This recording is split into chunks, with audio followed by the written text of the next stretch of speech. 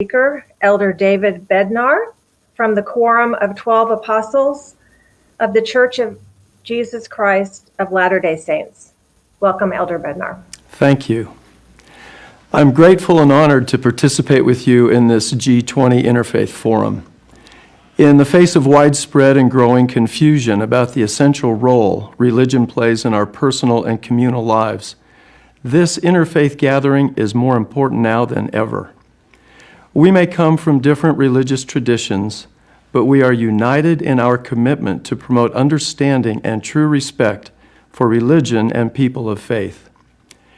Our Saudi Arabian hosts have addressed many priorities, but it is clear that the COVID-19 pandemic has tragically emerged as the unavoidable overarching theme. My aim is to highlight some of the most critical lessons that religious voices have been learning.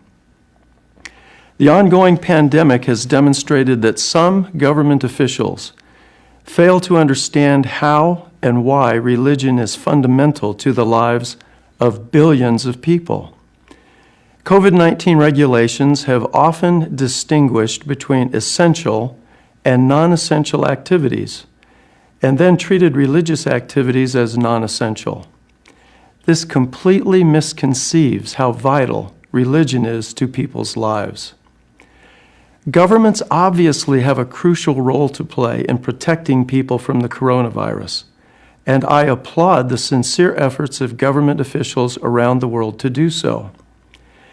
As with secular activities, religious activities should be carefully limited when truly necessary to keep people safe. No one has a right to spread a dangerous virus. But that is not the end of the matter. How secular officials understand religion and religious people deeply influences how they treat religious institutions and believers in a time of crisis. The deeper and more respectful the understanding, the more legitimate and effective public policy responses can be. Surely, at least part of the crisis of legitimacy in the response to COVID-19 arises from the failure of some policymakers to account properly for the centrality of faith in the lives of believers. For billions of people around the world, religion is the very center of our lives and the core of our identity. Our faith calls upon us to love God above all else. It defines who and what we are, how we understand the meaning of our lives, and how we live each day. It is the source of our strength, consolation, and hope amidst sorrow, travail, and death.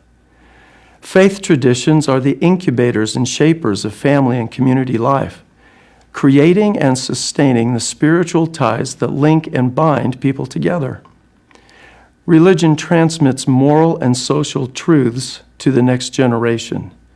Can anything be more vital? Our faith is more than just important to our dignity as human beings. It is essential. The centrality of faith to human dignity is why international law holds that basic religious freedom is non-derogable. In other words, it cannot be taken away or forfeited, even in times of emergency. To deny such freedom is to deny something fundamental to a believer's soul. Severing people from their religious communities threatens people's spiritual, mental, emotional, and physical health. Experts are documenting the rise in depression, physical and emotional abuse, suicide, and other tragedies during times of social lockdown and isolation. Some have construed calls for sensitivity to religious freedom during the pandemic as cavalier demands to ignore the risks of COVID-19 or to disregard sound public policy. That is not what responsible voices in the faith community seek. By recognizing religious freedom in a time of COVID-19 and by acknowledging the essential place of religion in people's lives, governments and policy experts can win allies in a common struggle against not only health risks, but other serious risks as well. Strong connections among family, deeply held religious beliefs and a community of faith have long been associated with better mental, emotional, and physical health. These critical connections are at risk when blanket bans are issued against religious gatherings. My call is for respect, accommodation, and cooperation, for creative solutions that mitigate the threat of COVID-19 while not cutting people off from an essential part of their lives.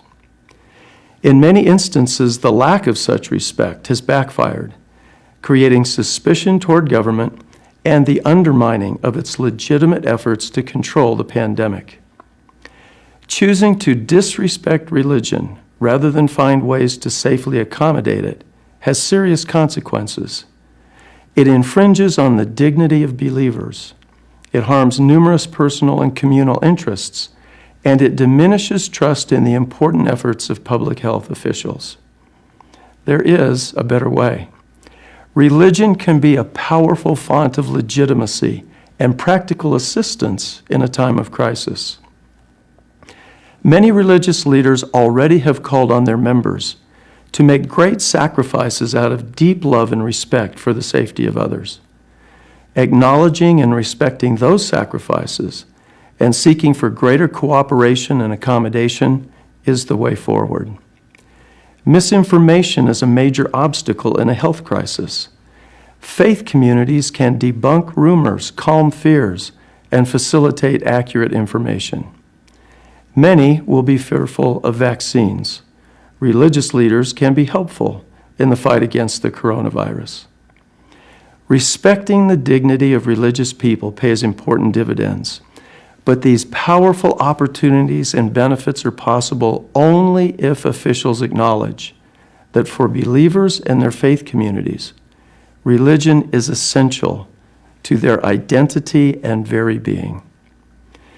It is my hope and prayer that government officials and faith leaders can collectively respond to COVID-19 in ways that protect both physical and spiritual health.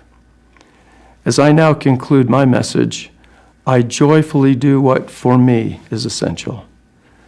I express these thoughts and share these hopes in the name of Him whom I serve, whom I love, and whom I represent, even Jesus Christ. Thank you. Thank you, Elder Bednar, for your very, very compelling remarks about the cohesion of our religious, our faith, and our communities, and for calling on deeper levels of understanding between secular organizations and faith, and deepening those bonds of understanding and partnership and collaboration.